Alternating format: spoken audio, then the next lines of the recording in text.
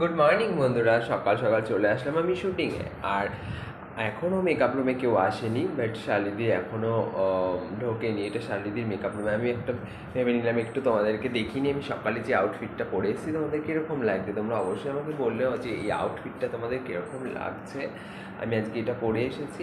আর সব থেকে একটা বড় কথা, এই মেকআপ রুমে আমি এই ফুলটা বুধবার দিন এনে রেখেছি একটু জল দিয়ে, বাট সেই ফুলটা আজকে সোমবার অবধি এখনও এরকমই রয়েছে। বাট এটা দেখানোর জন্য আমি তোমাদের এই ভিডিওটা করেছি, মানে একটু জল থাকলে কি না বেঁচে যায়। বাট শালিদি এসেও এটা দেখলে খুব মজা পাবে। আর তোমরা অবশ্যই আমাকে জানিও আজকে আমার এই শ্যুটিংয়ের আউটফিটটা কীরকম লেগেছে।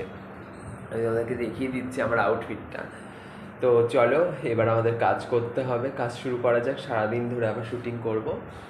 তো এটাই ছিল আজকের আমার ছোট্ট ব্লগ। টাটা।